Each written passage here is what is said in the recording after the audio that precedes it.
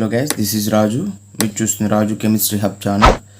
Okay, మనం ఇప్పటి వరకు second year 4th semester physical chemistry కంప్లీట్గా నేర్చుకున్నాం సార్. ఫిజికల్ కెమిస్ట్రీలో dilute solutions and electrochemistry part 1 and part 2 and phase rule and coming to the general chemistry. అందులో spectroscopy ఉంది.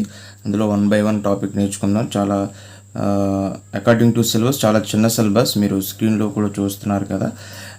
Electronic spectroscopy and IR spectroscopy, NMR spectroscopy, just simple topics ఉన్నాయి కాబట్టి as early as possible question to answer నేర్చుకుందాం. మధ్యలో ఏమైనా competitive bits వస్తే చూద్దాం sir. Okay, ఇది సిలబస్ అయితే మనకి టోటల్గా స్పెక్ట్రోస్కోపీ 4th సెమిస్టర్లో ఉన్నది. ఇప్పుడు ఈరోజు స్పెక్ట్రోస్కోపీ లిటిల్ ఇంట్రడక్షన్ అండ్ కొంచెం క్లాస్ కూడా చెప్పుకునే ప్రయత్నం చేద్దాం. Coming to the spectroscopy, what is meant by spectroscopy? Spectroscopy is nothing but spectro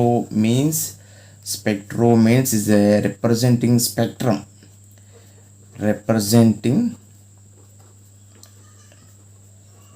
Spectro is nothing but a representing spectrum. Okay, spectrum represent చేస్తుంది. ఫర్ ఎగ్జాంపుల్ ఎన్ఎంఆర్ స్పెక్ట్రమా, IR స్పెక్ట్రమా, మనం దేంతో అయితే స్ట్రక్చర్ని ఐడెంటిఫై చేద్దాం అనుకుంటున్నామో ఆ స్పెక్ట్రమ్ రీసెర్చ్ చేస్తుంది. And scopy is nothing but the observation. Okay, observation or elucidation. Okay, ఇలాంటి examination or elucidation or observation అని చెప్పుకోవచ్చు. దేన్ని అబ్జర్వ్ చేస్తాం? ఫర్ ఎగ్జాంపుల్ ఏదైనా సబ్స్టెన్స్ని ఐడెంటిఫై చేస్తాం దేని ఆధారంగా? By using spectrum, any spectrum. Okay, ఇప్పుడు సింపుల్గా డెఫినేషన్ ప్రకారం చెప్పుకోవాలంటే spectroscopy is nothing but the study of interaction between the matter and electromagnetic radiation. Okay, simply the spectroscopy is nothing but the study of the interaction of matter and electromagnetic radiation. For example, ఈ definition ఎలా చెప్తాను అంటే, for example ఏదో ఒక substance మీద, ఒక matter అంటే something, ఏదైనా సబ్స్టెన్స్ అవ్వచ్చు. It can be liquid state, it can be solid state, anything, some matter. Okay, ఈ మ్యాటర్ మీద మనం ఏదైనా సమ్ ఎలక్ట్రోమాగ్నెటిక్ రేడియేషన్ పంపిస్తే మనకి ఏమవుతుందంటే some interactions interpretation takes place or some interactions takes place. Okay, ఇలా స్టడీ చేసేదాన్ని మనం స్పెక్ట్రోస్కోపీ అంటాం. సింపుల్గా the interaction between the matter and electromagnetic radiation. ఈ ఎలక్ట్రోమాగ్నెటిక్ రేడియేషన్స్లో చాలా రేస్ ఉంటాయి. ఐఆర్ రేస్ అని, గామా రేస్ అని, ఎక్స్ రేస్ అని, ఐఆర్ రేస్ అని. ఓకే, ఇలా చాలా రేస్ ఉంటాయి. మనం దేని ద్వారా, ఏ ఎలక్ట్రోమాగ్నెటిక్ రేడియేషన్ ద్వారా మనం ఐడెంటిఫై చేద్దాం అనుకుంటున్నామో సమ్ ఎక్స్ సబ్స్టెన్స్ని అది యూజ్ చేయాలన్నమాట. ఫర్ ఎగ్జాంపుల్ ఇక చాలా మనకి ఉన్న సిలబస్లో మీరు ఇందాక చూసారు కదా, syllabus NMR, IR, okay, electronic spectroscopy ఉంది కదా. ఆ electronic and nuclear magnetic resonance and IR race ద్వారా మనం ఒక్కొక్క సబ్స్టెన్స్ని, ఏ సబ్స్టెన్స్ని, కార్బన్స్ కానీ మనం ఏదైనా సమ్ అన్నోన్ స్ట్రక్చర్ని ఐడెంటిఫై చేయొచ్చు అనమాట. ఎన్ఎంఆర్ ద్వారా మనకి ఏమంటే సింపుల్గా ఐడెంటిఫికేషన్ ఆఫ్ ప్రోటాన్స్ చెప్పొచ్చు. సమ్ ఎక్స్ స్ట్రక్చర్లో సమ్ ఏదో మీథేన్ అనుకున్నాం అనుకోవచ్చు, దీన్ని సమ్ మీథేన్ని మనం ఎలా ఐడెంటిఫై చేద్దాం అంటే, ఫర్ ఎగ్జాంపుల్ ఇందులో ఉన్న ప్రోటాన్స్ని ఎలా ఐడెంటిఫై చేస్తామంటే ఎన్ఎంఆర్ స్పెక్ట్రోస్కోపీ ద్వారా మనం ఐడెంటిఫై చేయొచ్చు. అలా ఎనీ సబ్స్టెన్సెస్, ఓకే, ఏ సబ్స్టెన్సెస్ అయినా మనం స్పెక్ట్రోస్కోపీ ద్వారా సమ్ అన్నోన్ సబ్స్టెన్స్ని మనం ఐడెంటిఫై చేయొచ్చు by using EMR. Okay, electromagnetic radiation. అవి ఐఆర్ రేస్ అవ్వచ్చు, ఎన్ఎంఆర్ రేస్ అవ్వచ్చు, ఎక్స్ రేస్ అవ్వచ్చు, ఏదైనా అవ్వచ్చు. ఓకే, ఇలా మనం లిటిల్ ఇంటరాక్షన్ చెప్పొచ్చు. ఇక్కడ ఏమన్నాం సార్, ఎన్ని రకాలుగానే జరగవచ్చు. అంటే ఎన్ని రకాలుగా జరగవచ్చు అంటే అబ్జార్ప్షన్ అవ్వచ్చు, రిఫ్రాక్షన్ అవ్వచ్చు, ఓకే, ట్రాన్స్మిషన్ అవ్వచ్చు, స్కాటరింగ్ అవ్వచ్చు, డైఫ్రాక్షన్ అవ్వచ్చు కదా. సో మనకి ఏంటి ఎన్ని పాసిబిలిటీస్ ఉన్నాయి మనం చూద్దాం ఒకసారి. ఓకే, ఇలా పంపించినప్పుడు ఫస్ట్ పాసిబిలిటీ ఏంటంటే ట్రాన్స్మిషన్. ఓకే, ట్రాన్స్మిషన్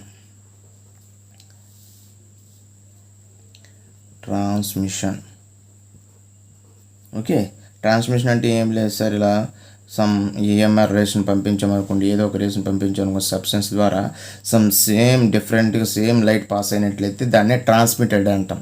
అంటే దాని ద్వారా వెళ్ళాలన్నమాట. It passes through the substances అనమాట, nothing but transmission.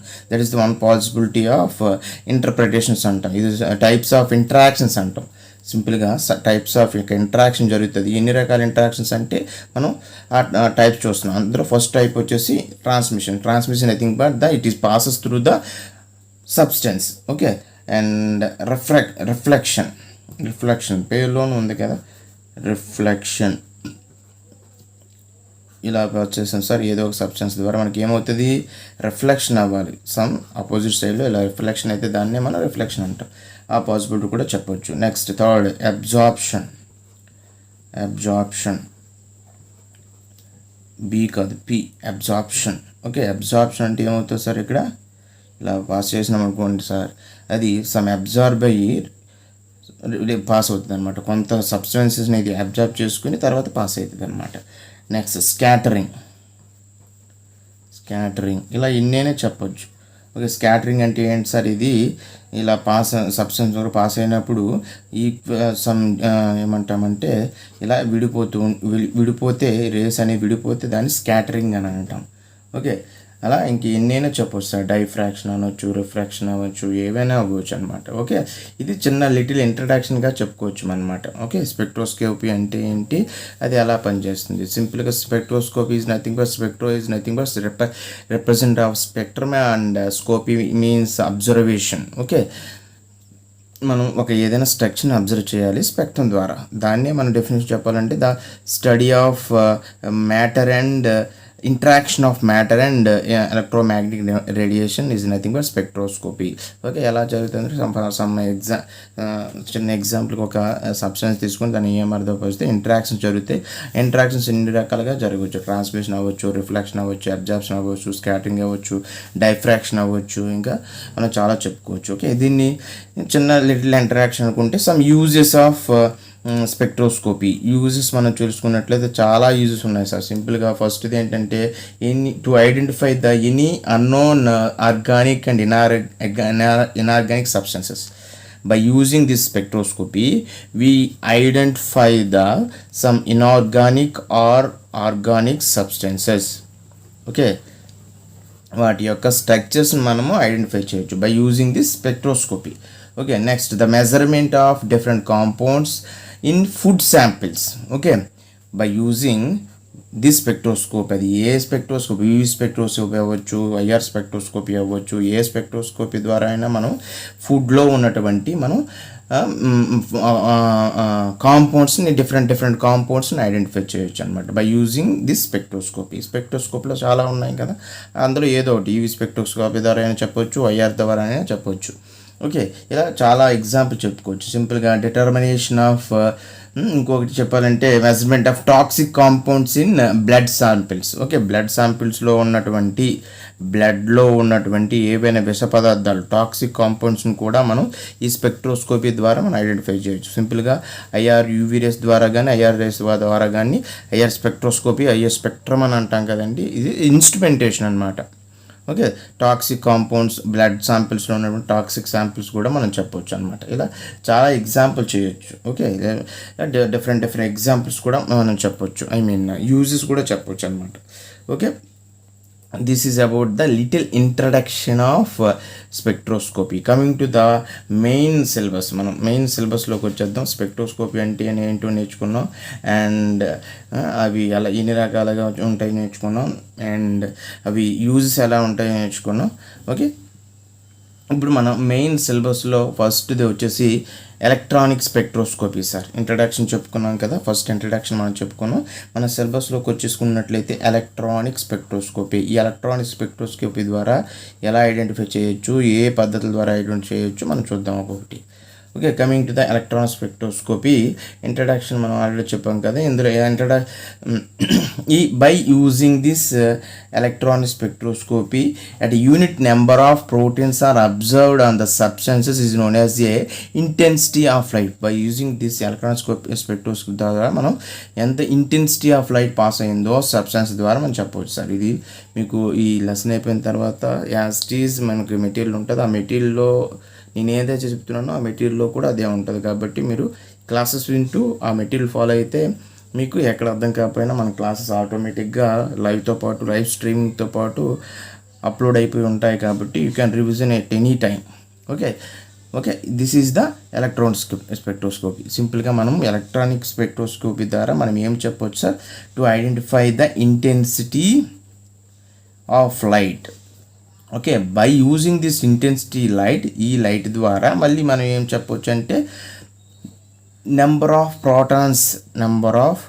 protons in any structure or any inorganic sample or organic sample. Okay, మెయిన్గా ఇందులో ఈ ఎలక్ట్రానిక్ స్పెక్ట్రోస్కోపీలో మనకి ఏం జరుగుతుంది అంటే ట్రాన్స్మిటెన్స్. ఓకే, అది చెప్పాను కదా ఆల్రెడీ మీకు, ట్రాన్స్మిషన్ జరుగుతుంది అన్నాం కదా, దాన్ని ట్రాన్స్మిటెన్స్ కూడా అంటాం. అసలు ఏంటి transmittance? Okay, simply denoted by T. What is the transmittance? The relation between the absorption of the light and incident light is called as a transmittance. సింపుల్గా మనం చెప్పొచ్చు the difference between the I and I not. సింపుల్గా I naught అంటే ఏంటంటే, for example ఏదో ఒక sample తీసుకున్నాం, ఆ శాంపిల్ గుండా తీసుకున్నప్పుడు ఇన్సిడెంట్ లైట్ పాస్ అయ్యి తర్వాత అబ్జార్బ్ అయిన తర్వాత ఎంతో కొంత అది ట్రాన్స్మిట్ అవుతుంది కదా, దాన్నే ట్రాన్స్మిటెన్స్ అన్నాం కదా. ఈ ట్రాన్స్మిటెన్స్ని మనం దేంతో డినోట్ చేసామంటే I not is the incident light. Okay, starting light. I ఏమో ఆఫ్టర్ అబ్జార్బెన్స్, ఇంత కాంపౌండ్తో అబ్జార్బ్ అయిన తర్వాత వచ్చినటువంటి light denoted as A I. That is the relation between the absorption of the light and incident light is nothing but A transmittance. సింపుల్గా ఈ definition బట్టి మనం ఈ ఫార్ములా బట్టి మనం డెఫినేషన్ చెప్పవచ్చు. Transmittance is nothing but A the relation between the absorption of the light and incident light. It is denoted by T and this is the formula T equal to I by I naught. I naught is nothing but incident light and I is the absorption of the light. After absorption light వచ్చేదాన్ని I అని అంటాం. Okay, అసలు ఏంటి absorbance అంటే ఏంటి ఏతో denote చేస్తాం sir. Absorbance nothing but ఏ, ఇక్కడ చూడండి ఈ ఎలక్ట్రానిక్ స్పెక్ట్రోస్కోప్లో రెండు రకాల ఛాన్స్ ఉన్నాయి. ఒకటి అబ్జార్ప్షన్ జరగవచ్చు, ట్రాన్స్మిషన్ జరగవచ్చు. ట్రాన్స్మిషన్ అంటే ఆల్రెడీ చెప్పాము, ఇలా పాస్ అవుతుంది కదా. అబ్జార్ప్షన్ అంటే ఏంటి, సమ్ అబ్జార్బ్ అయిన తర్వాత పాస్ అవుతుంది, దాన్ని అబ్జార్బెన్స్ అంటాం. అబ్జార్బెన్స్ అంటే డెఫినేషన్ చెప్పుకుంటే A equal to, it is denoted by A. Absorbance is nothing but a negative logarithm. సింపుల్గా ఆ ఫార్ములా బట్టి మనం చెప్పవచ్చు, లేదా సింపుల్గా the absorbed light is nothing but a absorbance. Okay, లేదా the negative logarithm of a transmittance is known as a absorbance. Okay, అంటే ఏంటి నెగిటివ్ ట్రాన్స్మిటెన్స్ అంటే ఏంటి, -T అనుకోవచ్చా. Negative transmittance is nothing but a absorbance అంటే ఏంటి, ఇక్కడ transmittance జరిగినప్పుడు ఎంతో కొంత అబ్జార్బ్ అవుతుంది కదా, దాన్ని అబ్జార్బెన్స్ అన్నాం కదా. అంటే ఏంటి, ఎంతో కొంత ఇక్కడ ట్రాన్స్మిట్ అయిన దాన్ని ఇక్కడ ఇది అబ్జార్బ్ చేస్తుంది కాబట్టి దీన్ని -2తో చెప్పవచ్చు అనమాట. Okay, absorbance is nothing but the negative transmittance. సింపుల్గా ఆన్లైన్లో చెప్పాలంటే, and it is denoted by A. And if the concentration of substance increases the absorbance also increases. ఇందులో ఈ సబ్స్టెన్స్ యొక్క కాన్సన్ట్రేషన్ పెరుగుతూ ఉందనుకోండి, ఈ లైట్ అనేది ఇక్కడ ఇంకా అబ్జార్బ్ అవుతూ ఉంటుంది అనమాట. ఫర్ ఎగ్జాంపుల్ ఒక శాంపుల్ వాటర్ అనుకుంటే, ఒక శాంపుల్ ఏదో కాన్సన్ట్రేషన్ కలిగినటువంటి కిరోసినో లేకపోతే డీజిలో లేకపోతే పెట్రోల్ అనుకుంటే, వాటర్ ద్వారా మనం ఏదో ఒక రేస్ పంపించినప్పుడు మనకి ఏమవుతుంది, కొంచెం అబ్జార్బ్ అవుతుంది one compare to petrol are diesel. ఇక్కడ అబ్జార్బెన్స్ అనేది ఎక్కువగా ఉంటుంది because of the concentration of the substance అనేది ఎక్కువగా ఉంటుంది one compare to water sample. Okay, చిన్న ఎగ్జాంపుల్గా చెప్పుకోవచ్చు. That is the absorbance. సింపుల్గా ఏం చెప్తాం, absorbance is nothing but the negative logarithm of the transmittance. అంటే ఏంటి, minus log I by I naught is equal to A సింపుల్గా. ఓకే, ఇది ట్రాన్స్మిటెన్స్ అంటే. ఇది జస్ట్ మన ఎలక్ట్రానిక్స్ స్పెక్ట్రోస్కోపీలో చిన్న చిన్న టర్మ్స్ అనేవి చెప్పవచ్చు అనమాట. Okay, coming to the molar absorptivity, ఈ రెండు చెప్పుకున్నాం కదండి. షార్ట్ ఆన్సర్ వచ్చే అవకాశం ఉంది. What is meant by transmittance and absorbance and molar absorptivity. Okay, ఇప్పుడు మోలార్ అబ్జార్బిటీ మనం నేర్చుకుందాం. ఏంటి మోలార్ అబ్జార్బిటీ అంటే? మోలార్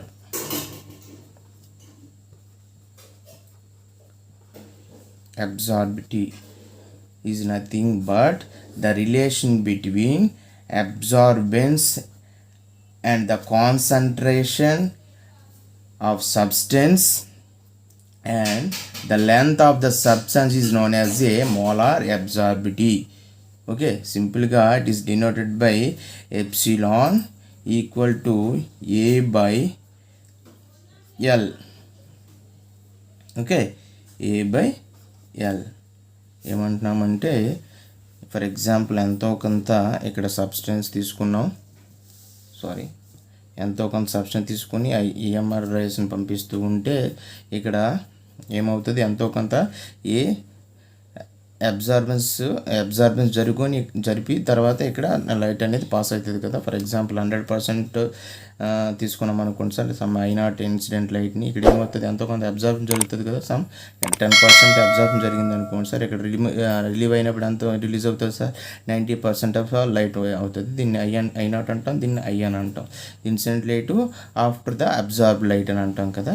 ఇక్కడ వచ్చేది అబ్జార్బెన్స్. ఇప్పుడు మోలార్ అబ్జార్బిటీ అంటే ఏంటంటే it is relation between the absorbance and the length. ఎంత లెంత్ పాస్ అయ్యిందో ఆ లెంత్ మీద ఆధారపడి ఉంటుంది. That is the relation between the A and L, or ratio of A and L is nothing but a molar absorbity. Okay, సింపుల్గా అబ్జార్బెన్స్ని mole inverse మోల్తో చూపిస్తాం, లెంత్ని మనం మీటర్స్లో check చేస్తాం. కాబట్టి దీని యూనిట్స్ ఏం చెప్పొచ్చు, mole inverse and meter inverse అని చెప్పవచ్చు. Okay, this is about the molar absorptivity. Okay, మనకి ఈ మూడు కూడా మనకి షార్ట్ ఆన్సర్ అడిగే ఛాన్స్ ఉంది sir. What is the transmittance, what is the absorbance and what is the molar absorptivity. Okay, సింపుల్గా డెఫినేషన్స్తో మనం చెప్పుకున్నాం. ఒకసారి అర్థమైపోతే కొంచెం రివిజన్ చేయండి, తర్వాత వీడియో అప్లోడ్ అయిపోయిన తర్వాత. Coming to the next topic, very important topic in SA purpose. What is the Beer Lambert's law. ఈ ఎలక్ట్రాన్ స్పెక్ట్రోస్కోపీని క్లియర్గా అబ్జర్వ్ చేయడానికి బీర్ అండ్ లాంబర్ట్స్ అనే శాస్త్రవేత్తలు కొన్ని స్టేట్మెంట్స్ ఇచ్చారు. ఆ స్టేట్మెంట్స్ బట్టి ఈ ఎలక్ట్రాన్ స్పెక్ట్రోస్కోపీని ఎలా అప్లై చేస్తామో చూద్దాం. Coming to the Beer Lambert's law.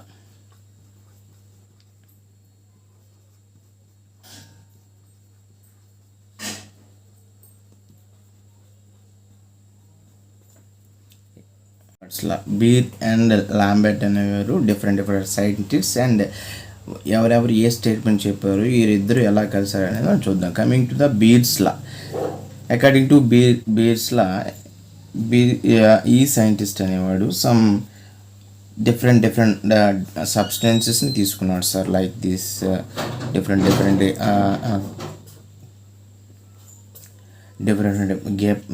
బేకర్స్లో different substances అనేవి తీసుకున్నాడు. ఇలా లైక్ ఇది వాటర్ మాలిక్యూల్ అనుకుంటే, ఇదేదో పెట్రోల్ అనుకుంటే, ఇదేదో డీజిల్ అనుకుంటే, ఇదేదో సమ్ కాన్సన్ట్రేషన్ ఆయిల్ అనుకుంటే, ఈ సబ్స్టెన్సెస్ మీదకి మనకి ఒక ఎలక్ట్రోమాగ్నెటిక్ రేడియేషన్ పంపించినప్పుడు మనకి ఏమవుతుందంటే ఎంతో కొంత అబ్జార్ప్షన్ జరుగుతుంది. అంటే ఇన్సిడెంట్ లైట్ని 100% పంపించినప్పుడు, 100% ఇన్సిడెంట్ లైట్ పంపించినప్పుడు వాటర్ అనేది ఎంతో కొంత మనకి అబ్జార్బ్ చేసుకుంటుంది. సంథింగ్ ఎంతో 10% అబ్జార్బ్ చేసింది అనుకోండి సార్. అండ్ దాని తర్వాత ఈ ఇన్సిడెంట్ లైట్ అనేది పెట్రోల్ దగ్గరికి వెళ్ళినప్పుడు it is the sum concentration is increases one compare to water molecule. కాబట్టి అబ్జార్బెన్స్ అనేది కొంచెం ఎక్కువ జరుగుతుంది. లైక్ 15% అబ్జార్బెన్స్ జరిగింది అనుకోండి sir. And coming to the diesel, one compare to diesel and petrol, some constant differences is more when in the diesel one compare to petrol. కాబట్టి ఇక్కడ absorbance అనేది ఎక్కువ జరుగుతుంది one compare to petrol. Some like 20% జరిగింది అనుకోండి sir. And coming to the ఈ light అనేది ఏం జరుగుతుంది మనకి, సమ్ కాన్సన్ట్రేషన్ ఆయిల్, ఏదో ఒక ఆయిల్ ఎక్కువ కాన్సన్ట్రేషన్ ఆయిల్లోకి పాస్ అయింది అనుకోండి సార్, ఇది ఇంకా అబ్జార్బెన్స్ అనేది జరుగుతుంది, ఇంకా రిమైనింగ్ అనేది బయటికి ట్రాన్స్మిట్ అయిపోతుంది అనమాట. అబ్జార్బెన్స్ అయింది కాక రిమైనింగ్ అనేది మనకి బయటికి పోతుంది. ఎంత మిగిలితే చూడండి, 10, 15, 20, 25 అంటే 25 అండ్ 25, 50 అండ్ 50 + 20, 70 అంటే 30% అనేది మనకి ట్రాన్స్మిటెన్స్ అనేది బయటికి పోతుంది. అకార్డింగ్ టు బీర్స్ లా, వీడు ఏం అబ్జర్వ్ చేశాడంటే absorbance is directly proportional to the concentration of the solution. సింపుల్గా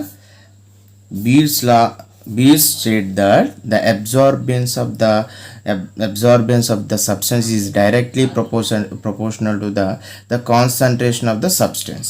సింపుల్గా అంటే ఏంటి, ఏదో ఒక సబ్స్టెన్స్ తీసుకున్నట్లయితే దాని మీదకి మనకు I0 అనే ఇన్సిడెంట్ లైట్ పంపించినట్లయితే మనకి ఏమవుతుందంటే ఎంతో కొంత I అనేది బయటకు వస్తుంది, సమ్ అబ్జార్బెన్స్ అయిపోయిన తర్వాత. దీన్నే ఏం చెప్పాడంటే సింపుల్గా మనకి A is proportional to absorbance is proportional to concentration అన్నాడు. అంటే ఏంటి, ఇక్కడ అబ్జార్బెన్స్ అనేది మనం ఏం చెప్పొచ్చు, A ఈక్వల్ టు ఏం చెప్పొచ్చు, I0/I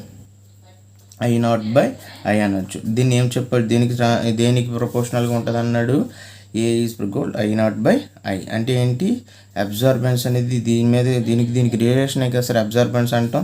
అబ్జార్బెన్స్ కట్టాలంటే దీనికి డిఫరెన్స్ చేస్తే మనకి అబ్జార్బెన్స్ అనేది వస్తుంది. అంటే incident light and after the light observe అయిన తర్వాత లైట్ డిఫరెన్స్ చేస్తే మనకు కావాల్సిన అబ్జార్బెన్స్ వస్తుంది. కాబట్టి A ఈక్వల్ టు I0/I అని చెప్పొచ్చు. మనం డెఫినేషన్ కూడా అదే చెప్పాం. Coming to the Beer's law ప్రకారం ఏం చెప్పాడు, A is proportional to C చెప్పాడు. కాబట్టి మనం ఏం చెప్పొచ్చు, I0/I is proportional to C అని చెప్పొచ్చు అనమాట. Okay, this is about the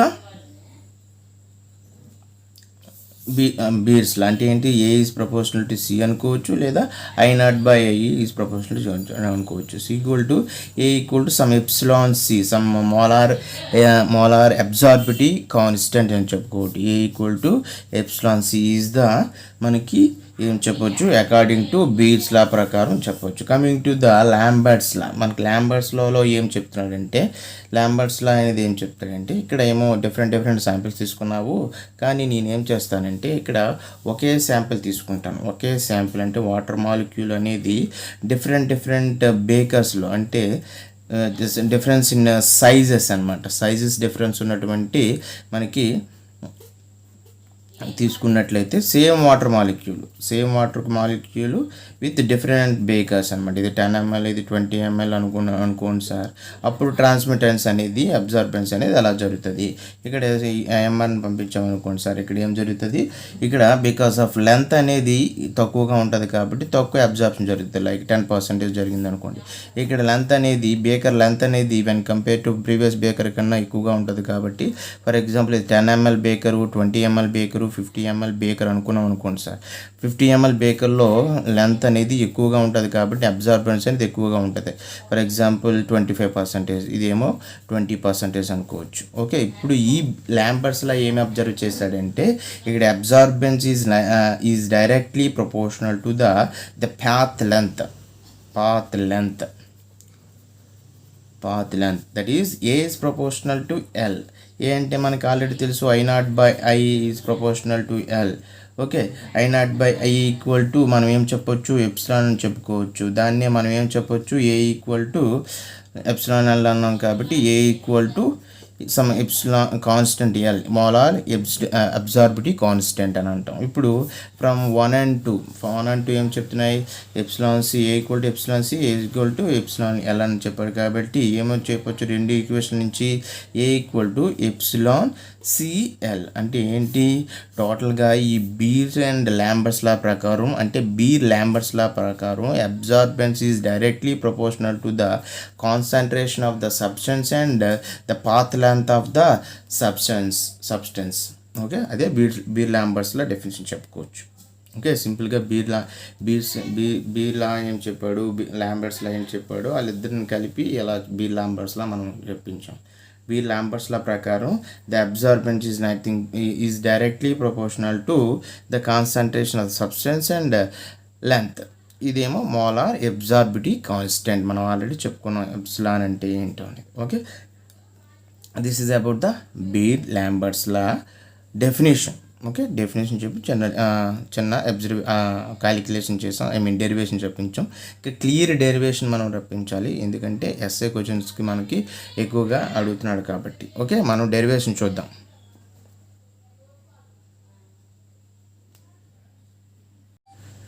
okay, coming to the derivation of Beer Lambert's law. Very important sir. Derive the Beer Lambert's అనేస్తాడు మనం, కాబట్టి ఎస్ఏ క్వశ్చన్స్కి కంప్లీట్గా రాసుకోవాలి. What is the applications, what is the derivation, what is the definition, derivation, limitations. Okay, ఇలా 3 పాయింట్స్లో మనం SA questions మనం ఎక్స్ప్లెయిన్ చేయాలి. Beer Lambert's law definition and the derivation and the applications. Okay, short ఆన్సర్స్కి ఇస్తే విడివిడిగా అడగొచ్చు అనమాట. Coming to the derivation of Beer Lambert's law, నేను D I minus by I is proportional to D X అని రాస్తాను సార్. అంటే ఏంటి అంటే మనం ఆల్రెడీ ఈ కాన్సెప్ట్ తెలుసు మనకి. ఏదో ఒక సబ్స్టెన్స్ ఉందా, సబ్స్టెన్స్ పంపించినప్పుడు ఏమవుతుంది, ఇన్సిడెంట్ లైట్ ఐ నాట్ అనుకుంటే సమ్ ఐ అనేది బయటకు వస్తుంది ఎంతో కొంత. ఇక్కడ అబ్జార్బెన్స్ జరిగి అబ్జార్బెన్స్ని మనం ఏమనుకున్నాం sir, minus log negative of minus log I అని అనుకున్నాం కదండి, మైనస్ లాగ్ టీ అనుకున్నాం కదండి, ట్రాన్స్మిటెన్స్ అనుకున్నాం కదా. Logarithm minus negative logarithm of transmittance is nothing but absorbance అనుకున్నాం. ఒక డెఫినేషన్లో చెప్పాను, ఒకసారి చూడండి. Absorbance is nothing but the negative logarithm of transmittance. Okay, దాన్ని మనం రాసామంటే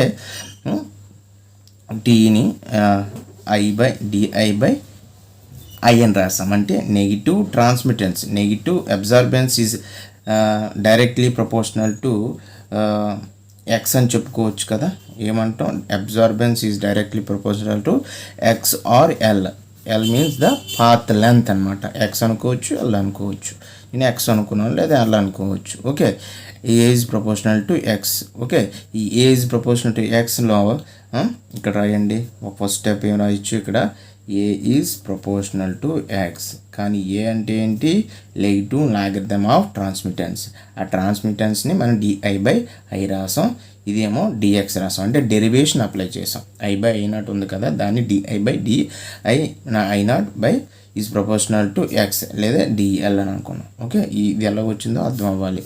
ఓకే, ఎలా వచ్చింది, A is proportional to x నుంచి వచ్చింది. అంటే ఏంటి, absorbance is directly proportional to path length of the substance. X is the path length of the substance అని తెలుసుకోవాలి. ఓకే, ఇక్కడ నుంచి మనం తెప్పించుకోవచ్చు. D minus dI by I equal to some constant k into dx and integral on both side, integral on both sides. Okay, ఏం చేస్తే integral dI by I equal to కేన్ by tea తీసి dx అనుకుంటే మనకి ఏమవుతుంది, minus dI by I కేడిఎక్స్ ఏమవుతుంది, minus దీన్ని ఏం చెప్పొచ్చు సార్, లాగ్ ఐ అని చెప్పొచ్చా. ఓకే, ఈక్వల్ టు కేఎక్స్ కదా, డిఎక్స్ ఈక్వల్ టు కేఎక్స్ అవుతుంది plus C some constant. Okay, ఇది సమ్ ఈక్వేషన్ 1 అనుకోండి సార్. మనకి ఇఫ్ ఎక్స్ ఈక్వల్ టు 0 అంటే ఏంటి, ఇది ఒక సబ్స్టెన్స్ అనుకున్నాం, ట్రాన్స్మిటేషన్ పంపిస్తున్నాం. ఓకే, ఐ0 వద్ద ట్రాన్స్మిటేషన్ పంపిస్తే అంటే ఏంటి, 0 లెంత్. ఈ 0 లెంత్ వద్ద సమ్ ఎక్స్ లెంత్ వద్ద ట్రాన్స్మిటెన్స్ అనేది ఎలా ఉంటుంది. And for example if X equal 0 అంటే అప్పుడు ఏమవుతుంది సార్, ఐ అనేది ఐ0 ఈక్వల్ అవుతుంది. అంటే ఏంటి, ఇక్కడ ఎంత ట్రాన్స్మిట్ ఉంటుంది, ఐ0 అనేది ఇనిషియల్గా ఉన్నప్పుడు ఏమవుతుంది సార్, మనకి ఎంత ఉన్నదో అంతే ట్రాన్స్మిట్ అవుతుంది.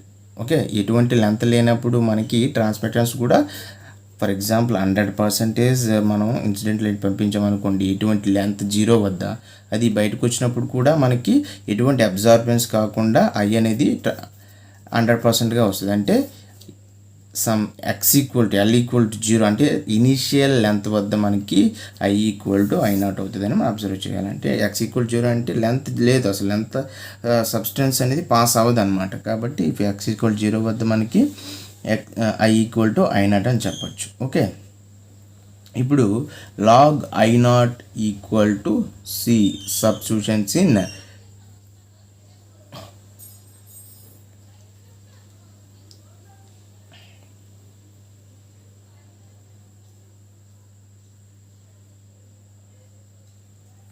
సార్ ఈ ఎక్స్ ఈక్వల్ పంపించండి minus log I naught, sorry ఇది ఐ నాట్ కదా, సో దీన్ని లాగ్ ఐ నాట్ అని రాసుకోవచ్చు. దేర్ ఫోర్ ఎక్స్ ఈక్వల్ 0 అని ఇక్కడ ప్రతిక్షేపిస్తే minus log I naught equal to X equal 0 ప్రతిక్షేపిస్తే ఏమవుతుంది సార్, సి అవుతుంది. అర్థమవుతుందా? ఈ లాగ్ ఐ నాట్ని మనం ప్రతిక్షేపించాలి. అక్కడ సికి బదులుగా equation 1లో ప్రతిక్షేపించామనుకోండి, this C value is substituted in equation 1. అప్పుడు ఏమవుతుంది, మైనస్ లాగ్, సారీ ఇది లాగ్ అయ్యే,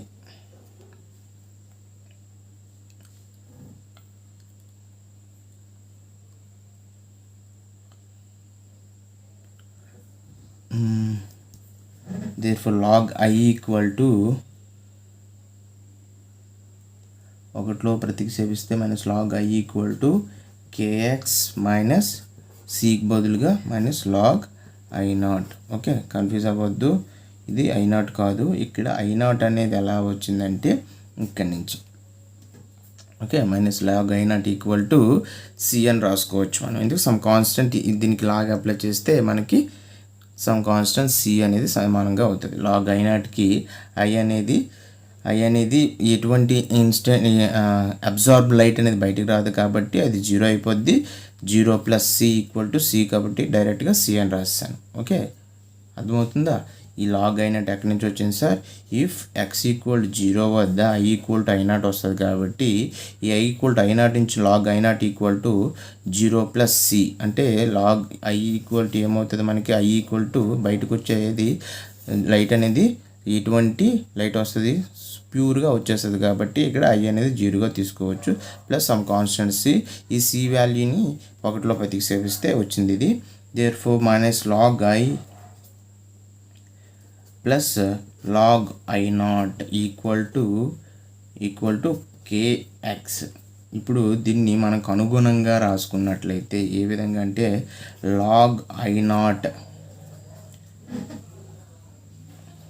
మైనస్ అప్లై చేయండి sir, minus log I naught plus log I, సింపుల్గా కన్ఫ్యూజ్ అవ్వద్దు, మైనస్ అప్లై చేశాను మైనస్ కేఎక్స్. ఓకేనండి, ఏమవుతుంది చూడండి, మైనస్ అప్లై చేశాను, మైనస్ ప్లస్ అయింది, ప్లస్ మైనస్ అయింది, దాని ముందుకు రాశాను. Okay, minus log I naught equal to log I. Therefore ఇప్పుడు ఎందుకు ఇలా రాశానంటే according to Beer Lambert's law or Beer's law ప్రకారం మనం ఏం చేయొచ్చు, according to Beer's law only, Lambert's law కాదు, బీర్స్ లా బట్టి log I by I naught equal to మనం ఏం రాయొచ్చు sir, minus kcl sorry or epsilon l, sorry Beer Lambert's law ప్రకారం, according to Beer Lambert's law ప్రకారం log I by I naught equal to minus KCl అని రాయొచ్చు, లేదా కేసిఎక్స్ అని రాయొచ్చు, లేదా ఎప్సిలాన్, కాన్స్టెంట్ కే అనుకున్నాం ఒక దగ్గర, ఎప్సిలాన్ అనుకోవచ్చు. రెండు మనకు నోట్స్లో ఎప్సిలాన్ ఉన్నా కన్ఫ్యూజ్ అవ్వకూడదు, కే అని ఉన్నా కన్ఫ్యూజ్ అవ్వకూడదు కాబట్టి రెండు కాన్స్టెంట్ రాశాను. ఓకే, దేర్ ఫోర్ మనకి ఏం రాయొచ్చు దీని నుంచి, I by I naught equal to అంటే దీన్ని బట్టి మనం డెరివేషన్ రప్పించాం ఫైనల్గా. అంటే ఏంటి, log I by I naught అంటే ఏంటి మనకి అబ్జార్బెన్స్ కదా, మైనస్ ఇటుపక్క పంపించినట్టయితే negative logarithm is nothing but transmittance nothing but A, కాబట్టి A is directly proportional to మనకి సిఎల్ వచ్చిందా. ఓకే, దీన్ని బట్టి ఏం రాయొచ్చు సార్, దీన్ని ఏ అని రాయొచ్చు. ఓకే, ఇక్కడ రాస్తాను చూడండి, ఏ అని రాయొచ్చు, A equal to minus kcl, minus ఉండదు కదా, మైనస్ ఏనే మనం మైనస్ లాగ్ ఏ నాట్నే మనకి ఏమవచ్చు, మైనస్ ఇటు పక్క పంపించమనుకోండి, మైనస్ లాగ్ ఏ నాట్నే మనం ఏ అని అంటాం. అంటే ఏ అబ్జర్బెన్స్ అనేది nothing but negative logarithm of transmittance అనుకున్నాం కదా, అందుకు ఈ మొత్తాన్ని మనం ఏ కింద రాసాం. దేర్ ఫోర్ కేసిఎల్ మైనస్ అనేది ఇక్కడికి పంపించాం. ఓకే, అది ఎందుకు మైనస్ ఇక్కడ పంపించామంటే మైనస్ నెగిటివ్ లాగరిథం అనే మనం ఏ అన్నాం కాబట్టి. సో ఈ మైనస్ తీసిస్తే kcl A equal to proportional రాసాం అనుకోండి సార్, సిఎల్ ఈ కాన్స్టెంట్ కదా. దేర్ఫోర్ బైనారీ డెరివేషన్ ప్రకారం మనం ఏమో తెప్పించాం, absorbance is directly proportional to the concentration of a substance and the path length of the substance. Okay, సింపుల్గా అన్నీ దీనికి రాయాలంటే I/I0 ఈక్వల్ టు లాగ్ నట్టు పంపించినట్లయితే ఈ minus KCl. Therefore I equal to అంటే ఫైనల్గా మనం ఈ బీర్-లాంబర్ట్స్ లా ప్రకారం ట్రాన్స్మిట్ అయినటువంటి లైట్ని ఐడెంటిఫై చేయొచ్చు ఈ ఫార్ములా ప్రకారం. Okay, I equal to I0 into minus e power minus kcl. Okay, I అంటే తెలుసు ఏంటి, ట్రాన్స్మిట్ అయింది. I0 అంటే ఇన్సిడెంట్ లైటు, కే అంటే molar absorptivity constant. Okay, C అంటే కాన్సన్ట్రేషన్ ఆఫ్ సబ్స్టెన్స్, లెంత్ అంటే path length of the substance. Okay, ఇలా ఈ డెరివేషన్ ప్రకారం మనం ట్రాన్స్మిటెన్స్ని కనుక్కున్నాం. బీర్-లాంబర్ట్స్ల ప్రకారం ఎంత లైట్ అనేది బయటకు వస్తుందో చెప్పుకున్నాం. ఓకే, డెరివేషన్ అర్థమైంది కదండి. A is proportional to x, first step ఇది. A is proportional to x. Absorbance అనేది ఎల్ లేదా ఎక్స్ అనుకున్నాం కదా. అబ్జార్బెన్స్ అనేది పాత్ లెంత్కి సమానంగా ఉంటుంది, ప్రపోర్షనల్గా ఉంటుంది. A is nothing but the negative logarithm of I/I0 అన్నాం కదా, లేదా నెగిటివ్ లాగరిథమ్ ఆఫ్ ట్రాన్స్మిటర్స్ అన్నాం కదా. దాన్ని మనం డెరివేషన్ అప్లై చేసిన తర్వాత డైరెక్ట్ స్టెప్ రాసాం. Minus di/I0 is proportional to dx. దాన్ని బట్టి ఒక్కొక్క స్టెప్ అనేది రప్పించాం. ఓకే, ఇది డెరివేషన్. ఓకే, కన్ఫ్యూజ్ అవ్వద్దు. మనకి ఒకవేళ అర్థం కాకపోతే అప్లోడ్ లైవ్ స్ట్రీమింగ్ అయిపోయిన తర్వాత అప్లోడ్ అవుతుంది కాబట్టి వన్స్ రివిజన్ చేయండి. కొంచెం టఫ్ సబ్జెక్ట్ కాబట్టి కొంచెం కాన్సన్ట్రేట్ చేస్తే మంచిది. Okay, this is about the derivation of Beer Lambert's law. Okay, చాలా పెద్ద టాపిక్ సార్ ఇది derivation and definition. First definition చెప్పుకున్నాం బీర్-లాంబర్ట్స్ లా, అది తర్వాత డెరివేషన్ రప్పించాం.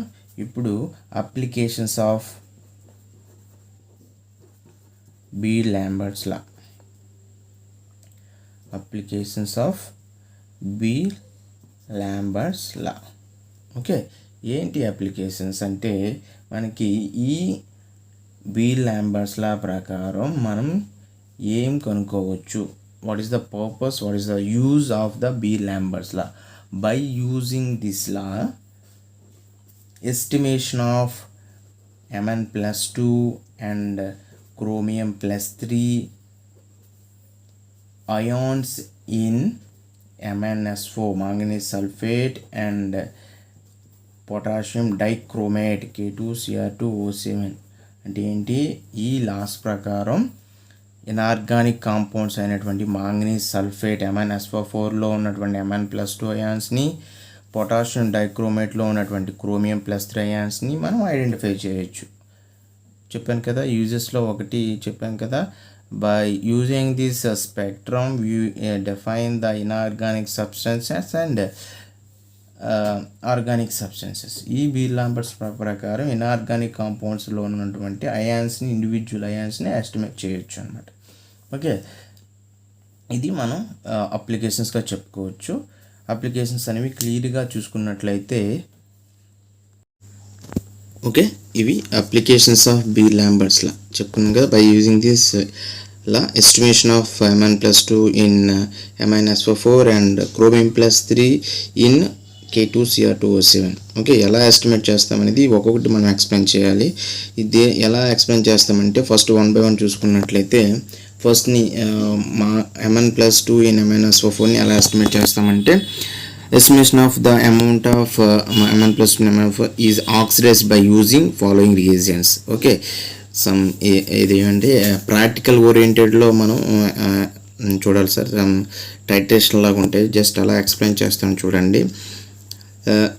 ఏ రియేజెంట్స్ అంటే అవి ఒకటి silver nitrate and ammonium perchloride and potassium per iodide. Okay, అది ఫస్ట్ చూసుకున్నట్లయితే మనకి ఎలా తీసుకుంటున్నామంటే Mn+2 MnSO4లో ఎలా ఐడెంటిఫై చేస్తామంటే, ఫస్ట్ MnSO4లో ఉన్నటువంటి Mn+2 అయాన్స్ని ఆ 3 రియేజెంట్స్లో ఏదో ఒక ఆక్సిడైజ్ రియేజెంట్స్తో ఆక్సిడేషన్ జరిగినప్పుడు ఇలా రియాక్షన్ అనేది ఇన్వాల్వ్ అవుతుంది. ఓకే, చూడండి ఆ 2 రియాక్షన్స్ అలా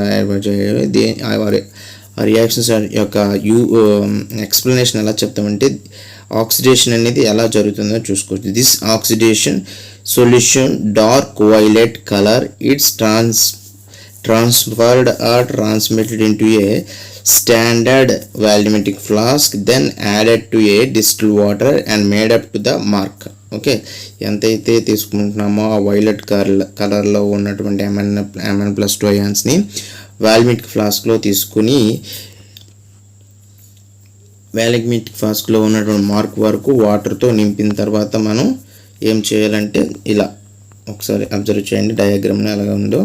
MnO4 ఆక్సిడైజ్ అయినటువంటి MnO4ని మనం తీసుకున్నాం, దానికి డిస్టిల్డ్ వాటర్ మార్క్ వరకు యాడ్ చేసినప్పుడు ఇప్పుడు ఏం చేయాలంటే then it takes a samples are inserted in a spectrophotometer and calculate the absorption values at wave length in between 510 to 540 nanometres. Okay, ఇది కంప్లీట్గా ఇన్స్ట్రుమెంటేషన్ కాబట్టి మనం ఏదైతే ఐడెంటిఫై చేద్దాం అనుకుంటున్నామో ఆ సొల్యూషన్ని మనం స్పెక్ట్రోఫోటోమీటర్లో ఇన్సర్ట్ చేసి ఒక్కొక్క వాల్యూమ్స్ వద్ద అబ్జార్ప్షన్ అనేది ఐడెంటిఫై చేయాలి.